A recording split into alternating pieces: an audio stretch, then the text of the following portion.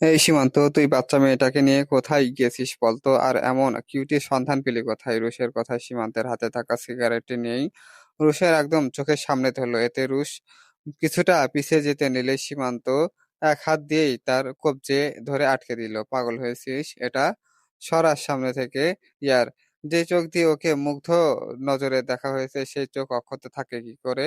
রুশ কথাটা বলে সিগারেটটি রুশের চোখের ঠিক পাশেই বসিয়ে দিল। নিলেই রুশ জলদি হাতের সাহায্যে তা ছুঁড়ে ফেলে। হাত থেকে সিগারেটটি পড়ে যাওয়া সীমান্ত কঠিন চোখে তাকালো। মাথা খারাপ হয়েছে তোর? কি করতে চাচ্ছিলি? রুশের কোনো উত্তর না দিয়েই রাগের বশে তার কলার চেপে ধরে হিসিয়ে উচ্চারণগুলো, তোর এই মুখে যদি ভয়ঙ্কর রূপ দেখতে না চাস তবে এখনই চুপ করে যা। সীমান্তের রাগান্বিত চেহারা দেখে রুশ বিচলিত হওয়ার বদলে ভীষণ অবাক হচ্ছে। সে এমন কি বা বলল যাতে সীমান্ত এভাবে রেগে যাচ্ছে? মাথায় কিছু একটা ক্যাপচার করতেই, কিউটিকে কি তুই ভালোবাসিস সীমান্ত? কিন্তু ও তো একটা বাচ্চা মেয়ে। তোর মতো এমন দামড়া ছেলের সাথে বাচ্চা মেয়েটার তো কোনোভাবেই মানাবে না। পুরুষের কথাগুলো শেষ হওয়ার আগেই নিজের নাকের ওপর জোরালো খুশি অনুভব করলো। এভাবে খুশি দেওয়াই রুশ চিৎকার করে কিছুটা পিছিয়ে গেল। বারবার বলা সত্ত্বেও এভাবে মুখে এরূপ সম্বোধন কেন আসছে তোর? Why are you so interesting? রুশ নিজের নাক চেপে ধরে চোখ মুখ কুঁচকে ফেললো। এই শয়তান বন্ধু তো তার নাক ১২টা বাজিয়ে ছাড়লো। এখন যদি আবার কিছু বলতে যাই তাহলে মনে হয় না এই সুন্দর সুরতখানা ভালো থাকবে।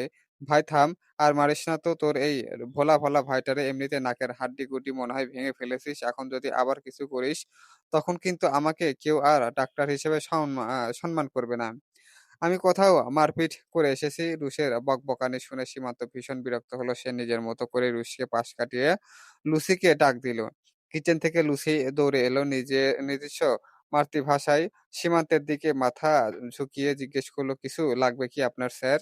বরফ নিয়ে এসো। সীমান্তের কথার অর্থ তৎক্ষণাৎ লুসি বুঝতে পারলো না, তাই প্রশ্নবোধক চেহারা নিয়েই পাশে তাকাতেই রুশকে দেখলো নাকে চেপে ধরে কেমন যেন ব্যথাযুক্ত মুখ নিয়ে দাঁড়িয়ে আছে। আরে ডাক্তার সাহেব যে, আপনি নাক চেপে ধরে আছেন যে, কিছু হয়েছে? লুসির কথায় রুশ কিছুটা বিরক্তি প্রকাশ করলো। মেয়েটা কেন যেন তার বিরক্তই লাগে, তবে মুখে তা প্রকাশ করলো না। মেকি হাসি ফুটিয়ে বলল, লুসি, তোমার প্রশ্নের উত্তর দেওয়ার অবস্থায় আমি নেই, তাই সীমান্ত যা বলছে তা দ্রুত আনো।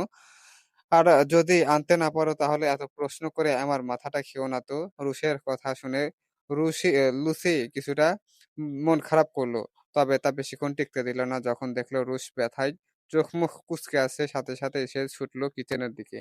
এরপর কয়েক মিনিটের ব্যবধানে কয়েক টুকরো বরফ নিয়ে এলো। কিছুক্ষণ পর রুশ কিছুটা ঠিক হতেই সীমান্ত পকেটে হাত গুজে সামনাসামনি দাঁড়ালো। রুশ কিছুক্ষণ তীক্ষ্ণ দৃষ্টিতে তাকিয়ে মুচকি হাসলো।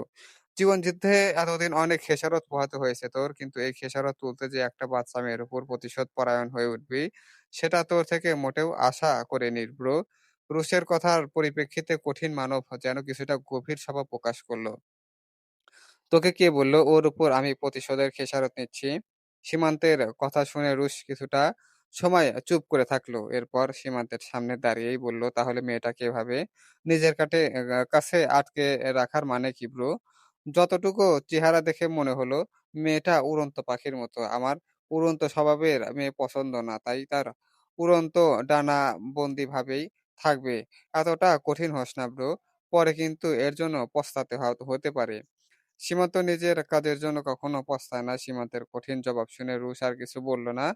কিছুক্ষণ দুই বন্ধু কথা বলে নিল। এরপর রুশ সীমান্তকে বিদায় জানিয়ে চলে গেলে নিজের বাসার গন্তব্যে। এই শহরে রুশ আর তার মায়ের সাথে থাকে। রুশের মা আর সীমান্তের বাবা এককালে ক্লাস ফ্রেন্ড ছিল।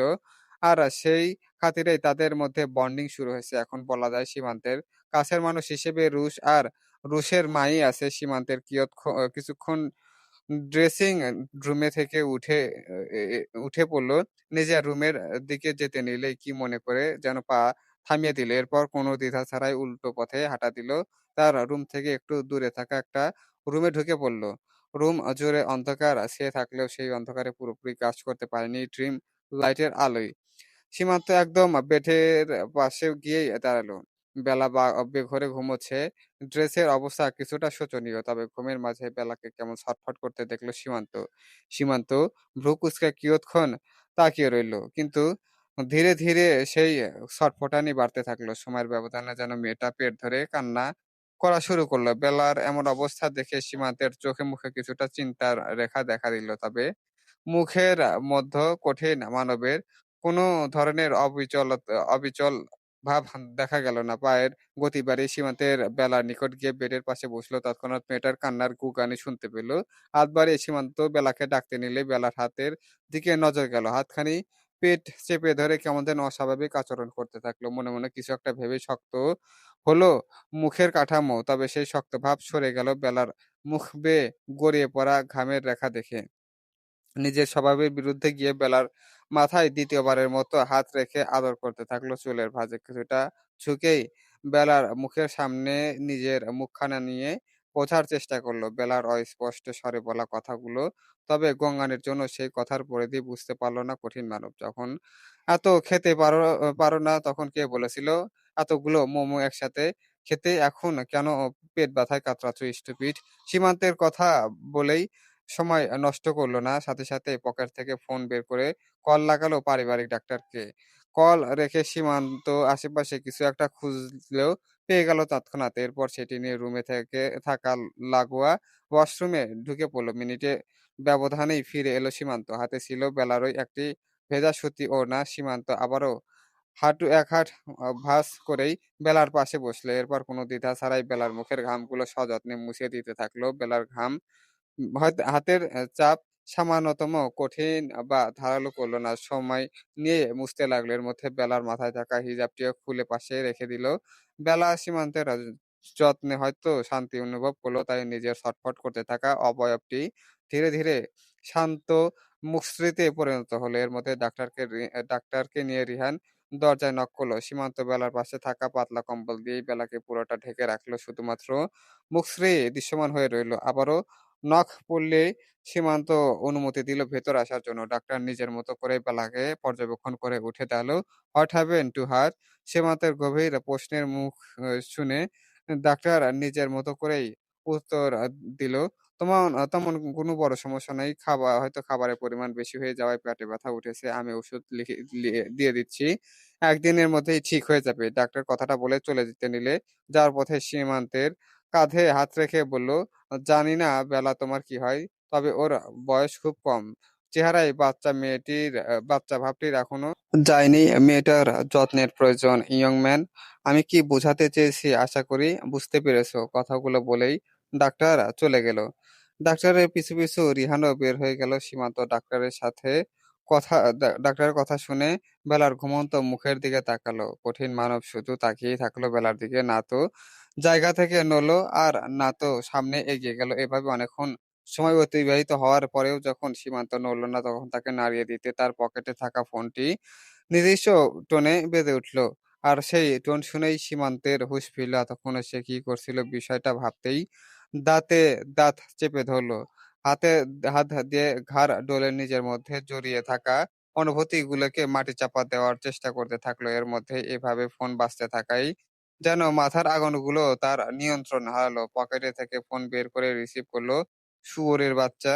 ফোন দেওয়ার সময় আর পেলি না? কে মরেছে বল? আর যদি কেউ মরেও না থাকে তবে আজকে তোর ফোন দেওয়ার অপরাধে তোকেই আমি জ্যান্ত কবর দেব, জানোয়ার! সীমান্তের এরূপ ভয়ংকর কথায় উপাস থেকে লোকটিকে ঢোক গিলল। কাঁপা, কাঁপা কণ্ঠে তার স্যারকে কাজের কথা বলতে যেন সীমান্তের আরো বেশি রেগে গেল। পাশে থাকা একটা ছ টুল লাথি বসিয়ে বলল, "আজ তোর কবরের টিকিট কনফার্ম।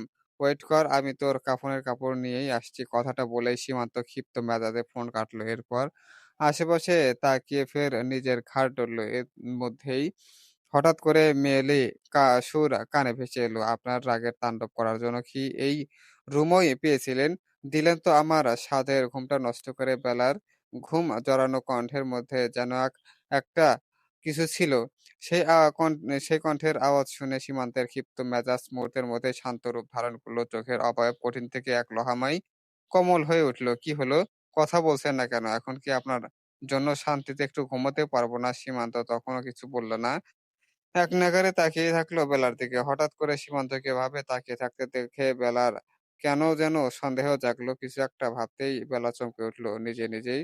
ভয় ভরা চাহনি দিয়ে সীমান্তের দিকে তাকিয়ে একবার ফের আশেপাশে তাকালো। তবুও নিজের ভয়কে দূর করার জন্য নিজের বুলি আওড়ালো, "আপনি কি মনস্টার নাকি মনস্টার নামক কোনো ভূত আবির্ভূত হয়েছেন?" বেলার কথা শুনে সীমান্ত তখনও কিছু বলল না। নিজের দৃষ্টি স্থির রেখেই বেলার দিকে তাকিয়ে থাকলো। বেলা যেন এবার নিশ্চিত হলো এই লোক সত্যিকারের মনস্টার নয়। এই লোক হয়তো মধ্যরাতে তার হাড়গুলি খেতে এসেছে। ধুর! লোক কেন বলছে?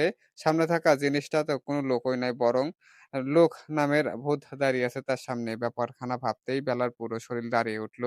নিজের মধ্যে থাকা সেই ভয়-ভীতি নিয়ে চোখ-মুখ চেপে নিজের সর্বশক্তি দিয়ে চিৎকার করে উঠল। আর সেই শক্তি চিৎকারের সাথে নিজস্ব আওয়াজে প্রতিধ্বনিত হতে থাকলো দেওয়ালের চারপাশে কয়েকটা কথা। "মনস্টার, আপনি কোথায়? কোথায় আপনি? ভূত এসেছে এই রুমে। মনস্টার বাঁচান! আমায় বাঁচান মনস্টার।" ভিডিওটি ভালো লাগলে থাকলে অবশ্যই লাইক, কমেন্ট, শেয়ার এবং সাবস্ক্রাইব করে পাশে থাকবেন। চলবে, আর হয়তোবা অনেক ভুল ত্রুটি বলে ফেলছি, তার জন্য আমি দুঃখিত। ক্ষমা সুন্দর দৃষ্টিতে দেখবেন।